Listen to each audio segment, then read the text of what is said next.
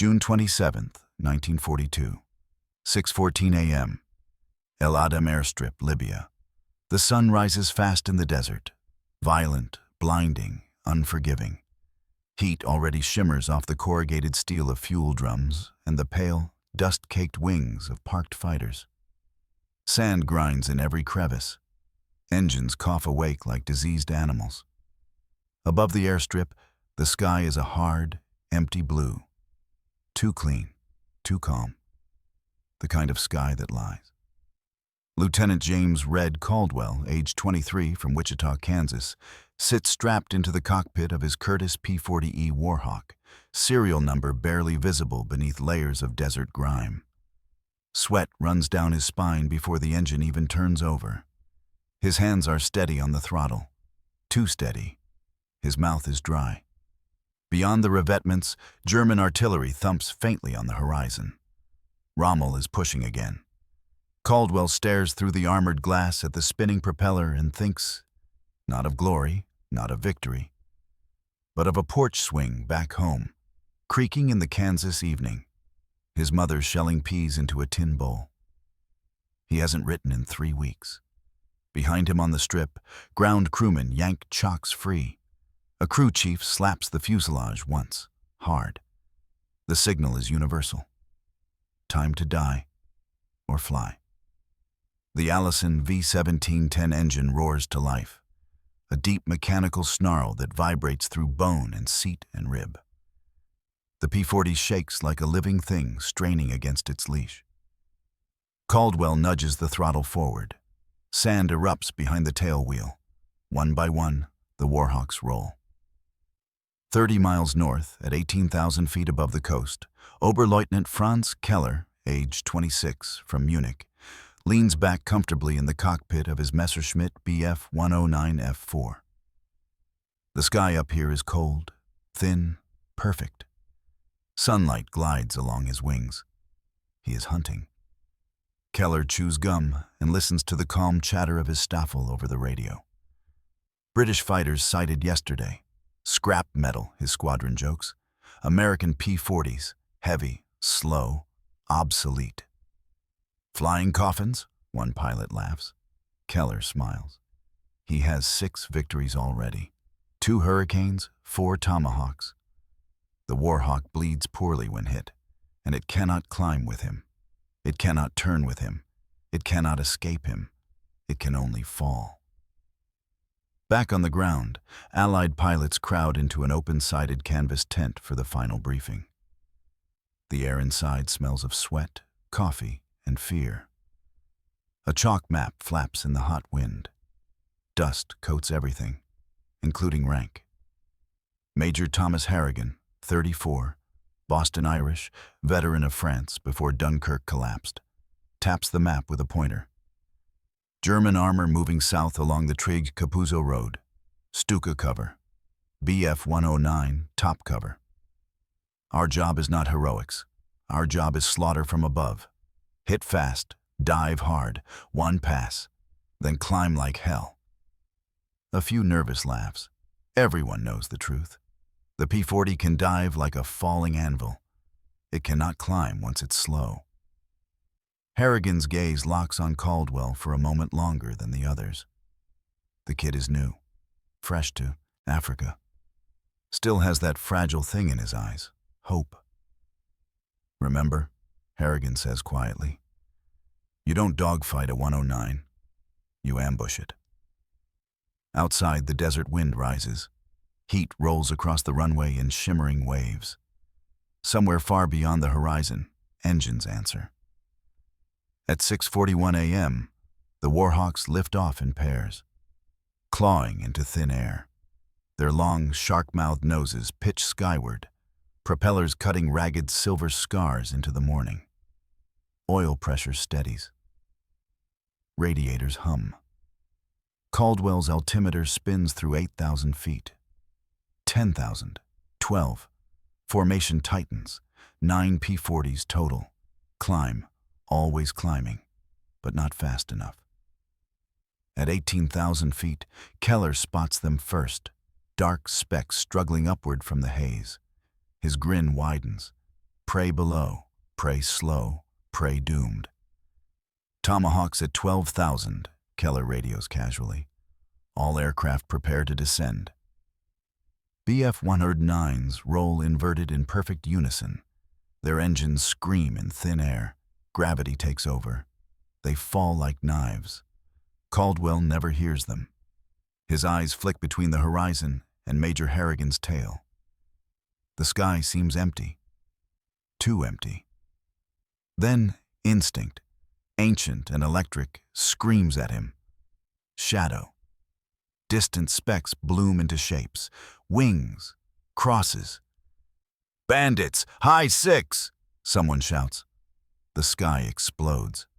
Tracer fire slices overhead. A Warhawk to Caldwell's left erupts in black smoke as cannon shells tear through its engine. The plane snaps sideways and falls, trailing fire like a funeral ribbon. The pilot never bails out. Keller streaks through the formation at 400 miles per hour, cannons hammering. He sees one P-40 shudder under hits, sees the pilot's helmet flash through the canopy. Too slow, always too slow. He pulls up effortlessly, climbing back into the sun. Below him, chaos reigns. Warhawks scatter. Caldwell slams the throttle forward and dives, not after the Germans, but straight down, just as Harrigan taught.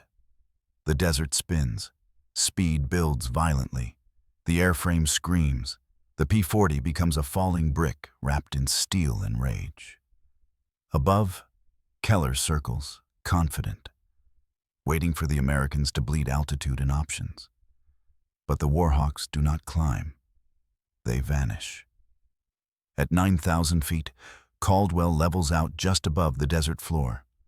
The heat here is brutal, the ground rushing past in tan blur.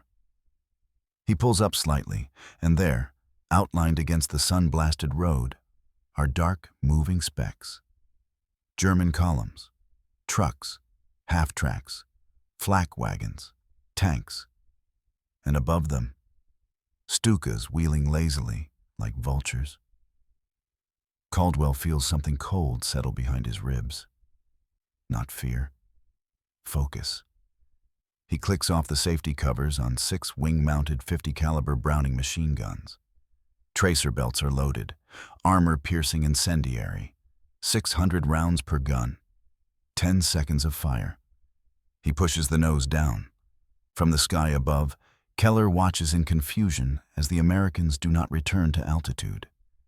They do not try to fight him. They fall toward the earth instead. "What are they doing?" one German pilot mutters. Keller frowns. Below him, Caldwell's Warhawk accelerates like a meteor. For the first time that morning, the laughter in the Luftwaffe dies. Caldwell's airspeed needle climbs past 360, 380, 400 miles per hour. The desert rises to meet him in a tan, rippling wall. Heat distortion makes the German convoy wobble like ghosts on water. His engine howls at the limit of redline. The P-40 is no longer a fighter. It is gravity made metal. He sees them clearly now. A column of trucks packed with infantry. A fuel tanker. 2 Panzer IIIs rolling like iron beetles.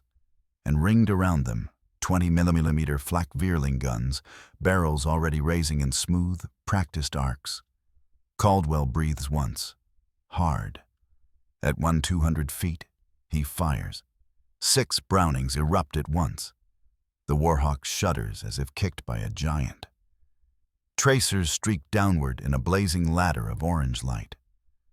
The first truck detonates in a white-orange blossom, flipping end over end. Ammunition cooks off instantly, snapping into the air. Infantry scatter like startled ants. The second pass chews across the flak position before the gunners can fully track him. 2 men vanish in a red mist, the gun frame collapsing with them.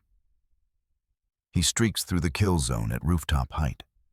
Sand slams into his wings. Debris slaps his canopy. Something punches through his tail with a brutal metallic crack. The stick jerks right, Hydraulic line hit.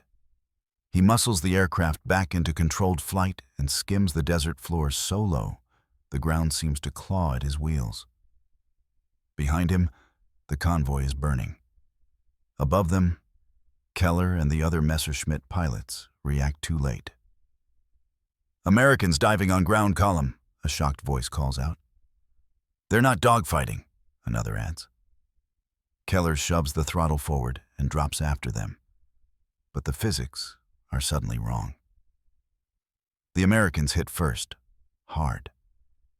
By the time the Bf-109s reach the lower altitudes, smoke already blankets the desert. Trucks blaze, fuel boils. Infantry fire wildly into the sky at shapes that have already vanished. From the ground, it looks like the desert itself is attacking. Major Harrigan leads the second strike. His Warhawk roars in at a shallow angle, cannons of flak tracing blind arcs in front of him. He picks the fuel tanker, center mass. 8 seconds of fire. The tanker detonates in a cathedral of flame, a boiling fireball that swallows 2 nearby trucks and a half-track. German soldiers dive for cover as the sand itself ignites. A third Warhawk smashes a Panzer from behind, bullets ratcheting along engine grills until the tank shudders to a stop, black smoke pouring from its rear deck. The sky becomes a vertical slaughterhouse. Dive, fire, escape, again, again, again. Above the mayhem, Keller finally gets position on one of the Americans pulling out of a run. The P-40 climbs too shallow, bleeding speed. Its heavy nose wobbles. Keller squeezes his trigger. His 20mm cannon thumps. Shells tear into the Warhawk's left wing. Fabric disintegrates. Fuel sprays. The American fighter cartwheels into the desert and explodes in a rolling fireball. Keller exhales, steady again. Then his cockpit fills with tracer fire. Caldwell is behind him. The P-40 rockets past at impossible speed, guns ripping through Keller's tail. One shell punches through the rear fuselage and explodes inside the engine block. Oil floods the cockpit. The Daimler-Benz screams once, then chokes. For the first time in years of flying, Keller's aircraft goes quiet. The Messerschmitt rolls inverted without command. Smoke coils around the canopy. Keller pulls at the throttle. Nothing. He glances at the altimeter. 3,000 feet. Too low. He abandons the 109 in a violent scramble, canopy blasting away. The slipstream snatches him like a god's hand. His parachute blossoms barely in time. He hits the sand hard enough to knock the breath from his chest, rolling among burning wreckage and scattered bodies. From his knees, Keller watches the Warhawks surge overhead in wild, savage dives. They are not trying to outturn him. They are not trying to outclimb him. They are using the sky itself as a weapon. Back at low altitude, Caldwell's Warhawk shudders through another firing pass, guns hammering a flak truck into scrap. His ammunition counters spin down with terrifying speed. Oil pressure dips. The engine vibrates with a wounded animal's snarl. He knows he has maybe 2 minutes of fighting left. He pulls low again, evading a Messerschmitt that overshoots, too fast to correct. The desert is chaos now. Thick black smoke boiling skyward, burning vehicles exploding in dull thunder. German infantry scatter, disorganized, stunned. The attack had come from nowhere, from above, from speed itself. Over the radio, Harrigan's voice cuts through static and gunfire. "All aircraft, one more pass, then out, then out!" One more dive. Caldwell climbs just enough to gain speed. His engine protests, but obeys. He rolls inverted and plunges straight for the heart of the convoy, where a command truck stands surrounded by radio masts and staff cars. Tracer fire slashes past his canopy. The wind howls through the damaged tail. He lines up the hood ornament of his Warhawk on the command vehicle and squeezes the trigger for the last time. The truck disappears in fire. His guns fall silent, empty. Caldwell tears away at treetop height, heart hammering so violently it hurts. The desert drops away behind him. The smoke rises like a battlefield's gravestone. Above, the remaining Messerschmitts circle helplessly, late to a fight that has already ended. When the Warhawks finally climb back into safe airspace, they are fewer. 7 left out of 9. But below them, Rommel's armored column is crippled, fuel destroyed, command shattered, advance delayed. Back at Adem, the survivors land in a haze of dust and disbelief. Mechanics run toward the returning fighters, counting, pointing, shouting. Caldwell shuts down his engine and just sits there, hands trembling, soaked in sweat and oil. The laughter is gone now. That night, captured German soldiers whisper the same word over and over in different languages. Ambush.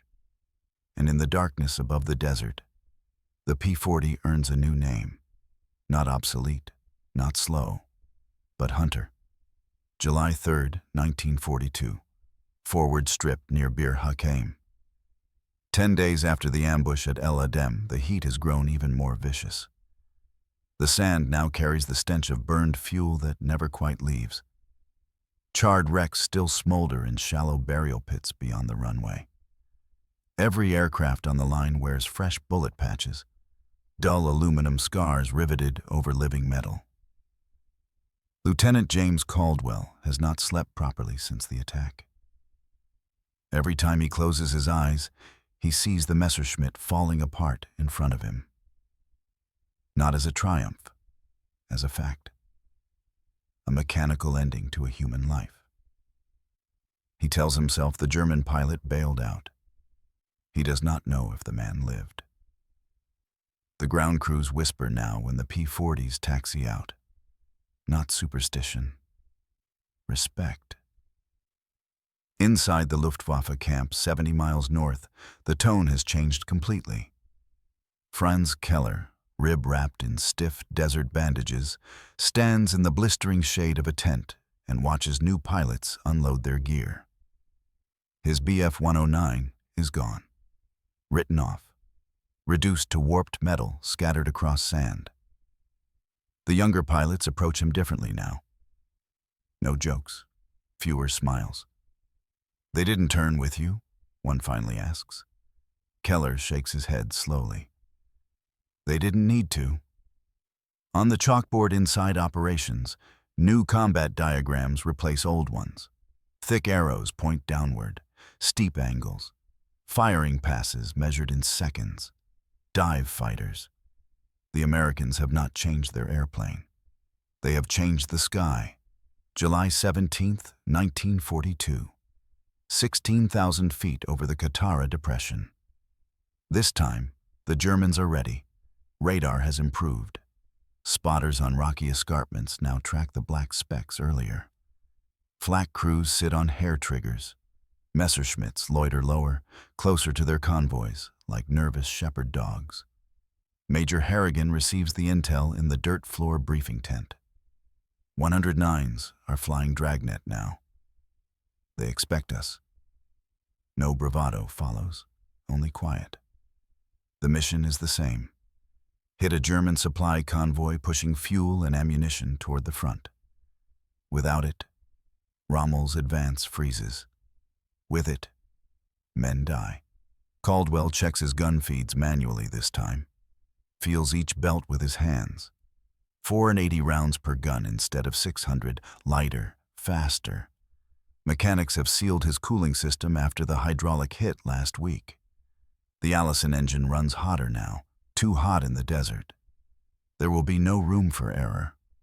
The Warhawks lift off in dusty pairs at 5:52 p.m., the sun already starting its long red fall toward the dunes. Their shadows stretch like black claws across the sand. Climb, climb, climb. This time the Germans see them first. Messerschmitts rise aggressively from lower altitude, already angling for intercept vectors. Keller, now an observer rather than a hunter, watches from the ground command post with a pair of binoculars, jaw tightening as the two formations converge. The game has changed. Above 14,000 feet, the first tracers stitch empty sky. A Warhawk catches a lucky burst and spirals down trailing smoke. No parachute. Caldwell is thrown out of formation by a near miss that slams into his right wing root. The impact numbs his arm to the elbow. He grits his teeth and holds formation with pressure alone. The Messerschmitts press from above, confident now that the Americans are trapped. Harrigan sees the trap closing and springs the counter. "All aircraft, split and drop! Drop now!" The sky fractures. 4 Warhawks break left. 3, including Caldwell, break right. All 7 roll inverted and plunge together in diverging vectors. The P-40s become falling bullets again, scattering the German intercept pattern into chaos. The Messerschmitts react too slowly. Wrong geometry, wrong speed. They dive after, but the vertical separation grows savage by the second. At 6,000 feet, the German convoy appears, perfectly composed in the evening light. Trucks nose to tail, infantry walking beside them, a mobile flak battery in the center. This time, the flak is ready. Black puffs of 88mm bursts blossom around Caldwell's nose. A concussion wave punches his chest. Sand and shrapnel fill the air. The Warhawk shakes as if flying through a hailstorm of steel. He doesn't flinch. At 1,500 feet, he fires. The first burst walks across the lead truck. The engine block explodes outward. The cab dissolves. Fire washes across the hood in a rolling sheet. Caldwell shifts his aim instantly and rips into the flak emplacement, bullets chewing through barrels, mounts, bodies. A second Warhawk screams past below him, so close he feels the turbulence yank his controls sideways. Its guns rake the convoy in a slashing diagonal. German return fire intensifies. A shell detonates off Caldwell's left wingtip, tearing half the aileron away. The stick yaws loose in his hand. The plane lurches violently right. The altimeter unwinds like a clock in free fall. He forces the nose level using brute muscle and rudder. The ground is rushing at him in tan thunder. He clears the convoy by less than 30 feet, close enough to see faces, eyes wide and white with terror. His ammunition runs dry again. 1 pass. That is all the desert will allow. Behind him, the German column is unraveling into fire and wreckage. 3 trucks burn uncontrollably. 1 flak wagon is silent, its crew gone. Another Panzer sits dead in the sand, turret locked at an insane upward angle. But the Messerschmitts are waiting now. 2 109s overshoot past Harrigan's element. The third lines up on Caldwell as he struggles to climb with a crippled wing. The German pilot fires methodically. Cannon shells rip across the P-40's fuselage. The cockpit fills with smoke. Warning lights ignite like red stars across the panel. Engine overheating, fuel pressure falling. Caldwell shoves the nose down again, not to attack, to survive. He plunges into the deck at full speed, skimming the dunes so low his propeller chews sand into a blinding tan storm. The German fighter follows, but hesitates. The ground is too close. 1 mistake means death. Caldwell threads through a narrow ravine, rock walls exploding with ricochets. The Messerschmitt breaks off at the last second. When Caldwell finally climbs again, the battle is already winding down. 4 Warhawks return to friendly airspace. Only 4. That night, mechanics count the bullet holes in silence. 10 in Caldwell's fuselage, 2 through the tail spar, 1 lodged in the seat armor, inches from his spine. The Germans count losses too. Another convoy lost, Another delay, another week purchased with blood and speed. And in both camps now, the same unspoken truth takes root. The Warhawk does not need to win the sky. It only needs to choose when the sky turns lethal. August 9th, 1942, 04:58 a.m., south of El Alamein. Dawn bleeds slowly over the horizon, a thin red wound in the dark.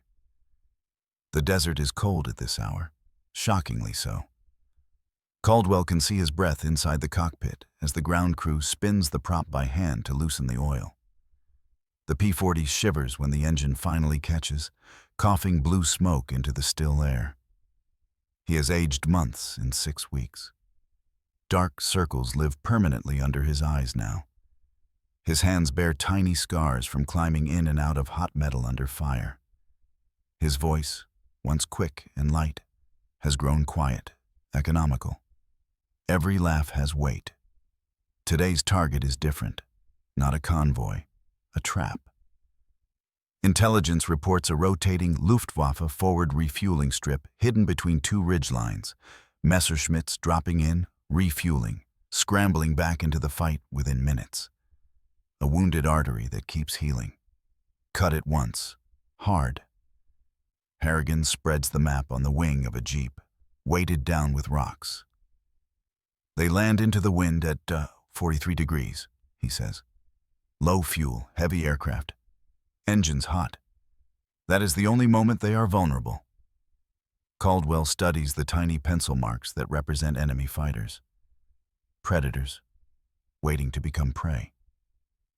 The Warhawks lift off under a sky still filled with stars, no formation lights, no chatter, only engines and darkness. They climb in a wide spiral above the desert, careful not to silhouette themselves against the thinning night. At 14,000 feet, Harrigan's hand rises. Hold, wait. Below them, the Luftwaffe strip wakes, fuel trucks move, mechanics run. A Bf-109 touches down hard, kissing the runway in a cloud of dust, engines screaming in exhaustion. Then another, then another. Caldwell tightens his grip on the stick. Now. Harrigan rolls. First, 6 Warhawks fall out of the stars. The first Messerschmitt never has time to take cover. Caldwell's guns open at 900 feet, ripping straight through the cockpit. The 109 disintegrates in rolling fire and spinning metal before it can even turn off the runway. The second tries to lift off. Its wheels leave the ground. It never climbs. Bullets walk up the fuselage and tear through the engine. The fighter slams back onto the strip nose first, exploding in a blinding ball of yellow and black. Fuel trucks erupt. Mechanics scatter and burn. Ammunition stacks go off like popcorn wrapped in thunder. For 30 savage seconds, the airfield becomes a furnace. Then the Messerschmitts launch. 3 scramble cleanly, roaring off the strip through smoke and fire. A 4th lifts with part of its wing already burning. A 5th cartwheels into a revetment and vanishes under a rising column of flame. The sky fills with intersecting contrails and tracers. Dogfighting at knife range over an inferno. Caldwell spots one 109 climbing out sluggishly. Too heavy on fuel, too late to run. He shoves the throttle through the gate and pulls into pursuit, engines screaming in protest. The German pilot sees him and tries to climb. It is the wrong move. Caldwell dives instead, using gravity to close the distance at terrifying speed. The gap vanishes in seconds. He fires in a short, brutal burst. The German's left wing folds upward like torn paper. The 109 rolls once, twice, and vanishes into the firestorm below. Above the strip, Harrigan tangles with 2 Messerschmitts at once. One attacks from high 6, the other from below. Tracer fire stitches across his canopy. His head snaps back as fragments spray across the glass. He does not break. He dives straight through the attack, dragging both Germans after him, right into Caldwell's path. Caldwell fires without even fully seeing the target. One German explodes instantly. The second pulls up hard, too hard, bleeding all his speed. Harrigan stays with him, slipping inside the turn as if guided by instinct alone. At 70 yards, he fires a final precise burst. The Messerschmitt disintegrates. Silence spreads rapidly after that. The surviving Germans flee high and fast, unwilling to bleed any more machines over a burning field they no longer control. The Warhawks climb away with smoke trailing from 3 of them. Below, the Luftwaffe forward strip is a mass grave of twisted aluminum and fire. That night, Caldwell cannot sleep at all. He replays the dive again and again in his mind. Not as motion, but as sound. The tearing of metal, the sudden silence after. Across the desert weeks later, Franz Keller returned to flight, now flying again despite injury, reads the after-action report with a clenched jaw. 9 aircraft lost on the ground, 2 in the air, 0 American losses confirmed. The Warhawk tactic has matured. It is no longer desperation. It is doctrine.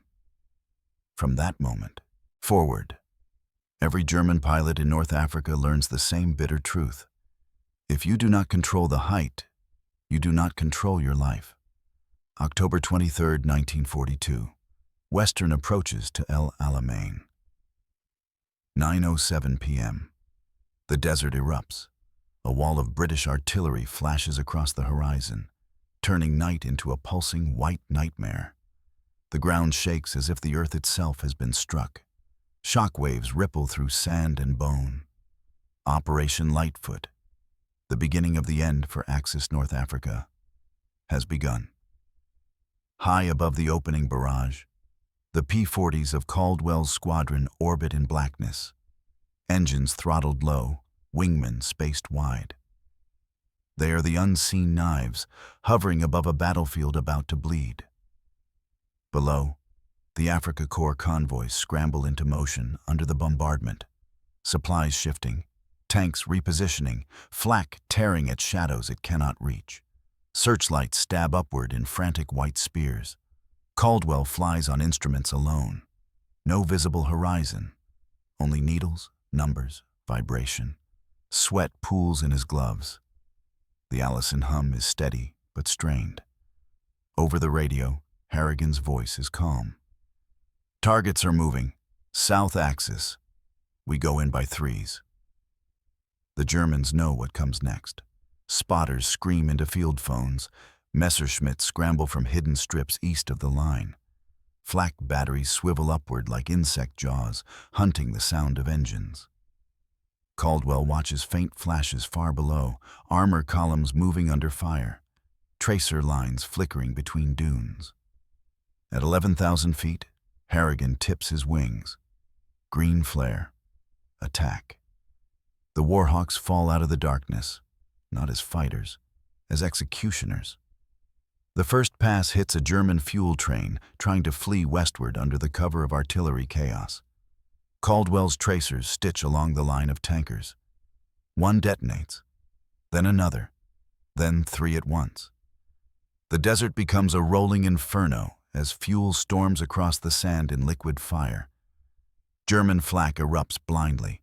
Black clouds blossom at random altitudes. One shell punches a hole clean through a Warhawk's wing spar.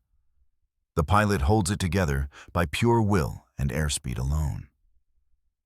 Messerschmitts arrive in force now, 8, maybe 10, diving from higher altitude in a desperate attempt to regain control of the sky. This time, the fight becomes vertical slaughter. Caldwell dives through the German formation at full throttle, firing only once. He does not look back. A second P-40 follows his path. Then a third. The German formation fractures under the pressure of speed and confusion. Harrigan drags 2 109s into a fake climb, stalling their advantage, and then rolls into a sudden gravity-assisted reversal that drops him directly behind one of them. A single burst erases the German fighter from existence. The other 109 pulls out too late and collides with flak bursts meant for the Warhawks. The sky becomes a layered battlefield. Bombardment below, dogfights in the middle, artillery flashes reflected in cloud haze above, like distant lightning. Caldwell's guns jam midway through his next attack run. A misfed belt snarls the feed. He dives anyway, using speed alone to scatter flak gunners and force mistakes. A Messerschmitt slips in behind him. The German pilot is close enough that Caldwell can see the white scarf snapping in the wind. Cannon shells slam into Caldwell's fuselage. Warning lights explode across the panel. The engine coughs. Oil sprays the windshield in a fine mist. Caldwell doesn't brake. He doesn't turn. He dives. The Warhawk plunges straight into the battlefield glow, into smoke, into tracer's soup. The German follows for 3 seconds, 4, then pulls up. Too many guns, too much ground fire. The Warhawk vanishes into the chaos below, and when Caldwell finally claws his way back into clean air, the Messerschmitt is gone. The night burns until 2 a.m. When the P-40s finally return to friendly soil, only 5 land. 5 out of 9. On the ground, mechanics walk silently alongside smoking engines. Medics carry one pilot away with burns over half his body. Another has to be lifted from his cockpit, legs useless. Caldwell shuts down his engine and sits motionless as artillery flashes silently beyond the horizon. He has flown 6 combat missions in one night. The next morning, British armor advances through gaps opened by fire and air. Rommel's line bends, then cracks. Within weeks, the Africa Corps begins its long retreat westward, and the desert, once an open battlefield, becomes a killing field optimized for dive, speed, and sudden death. For the Warhawk, the reputation is no longer ridicule. It is inevitability. November 11th, 1942, a captured airstrip outside Tobruk. 10:22 a.m. Rain falls in North Africa for the first time in months. Not a storm, just a slow, steady patter that turns dust to mud and smoke to steam. The desert drinks cautiously, as if unaccustomed to mercy. Burned-out German aircraft sit half-sunken in wet sand, their blackened frames steaming faintly in the cool air. Lieutenant James Caldwell stands beneath the wing of his P-40, helmet off, rain flattening his hair against his skull. His aircraft bears 17 patched holes now. One wing panel is mismatched. The shark-mouthed paint is chipped and scarred. Still flying, still hunting. Behind him, British infantry march past in long, exhausted columns. Prisoners shuffle in the opposite direction. Africa Corps soldiers with hollow eyes and mud-streaked faces. The desert campaign is not over, but the outcome is no longer in doubt. Rommel is retreating. The killing field has done its work. Major Harrigan does not walk with the others. His Warhawk was hit 3 days earlier by concentrated flak on a rail yard strike west of Tobruk. The aircraft made it back over friendly lines before the engine seized solid. Harrigan dead-sticked it into the desert and saved the plane. But a jagged shard of flak entered beneath his rib cage and never came out. He died quietly in a field hospital at dawn. Caldwell said nothing when he heard the news. He simply nodded once and went to the flight line. Now, as rain taps on aluminum and canvas, Caldwell finally feels the weight of it settle fully into his bones. The dive, the fire, the laughter that used to echo in German cockpits, the hunter that was never meant to be a hunter. Across the captured strip, a group of German mechanics, now prisoners, are ordered to tow their ruined aircraft into neat rows. Caldwell watches one man pause beside the shattered remains of a Bf-109. The man rubs his gloved hand once along the torn fuselage, then steps away without a word. Later that evening, Caldwell sits alone on an ammunition crate, staring at his flight gloves. They are stiff with oil and old sweat. A young replacement pilot approaches. Lieutenant Foster, 19, from Iowa, fresh face, same eyes Caldwell once had. "They really laughed at you at first?" Foster asks quietly. Caldwell doesn't answer at once.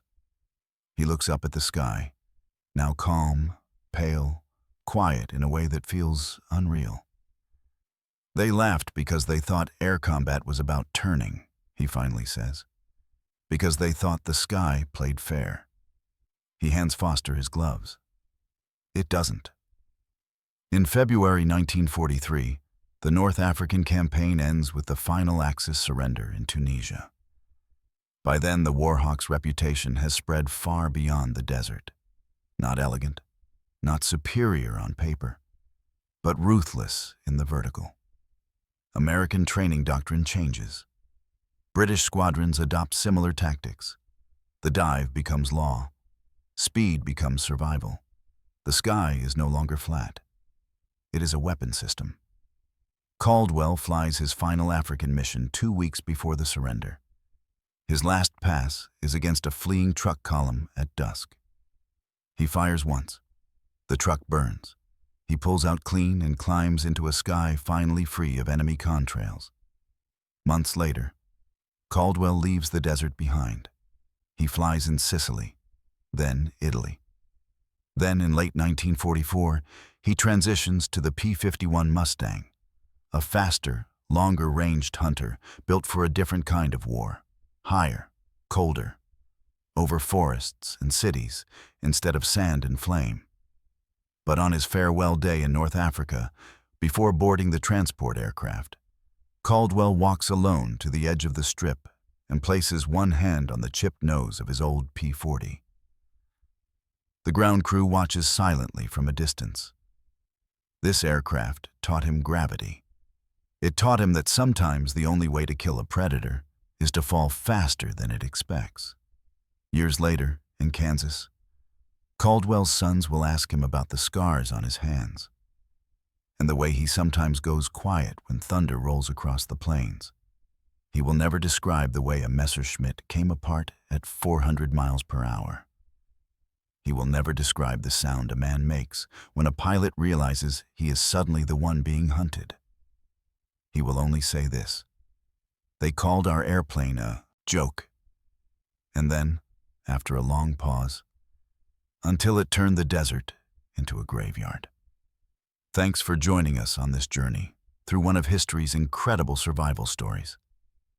If you found it compelling, give it a like and share it with someone who appreciates these tales of courage. And don't forget to subscribe for duel.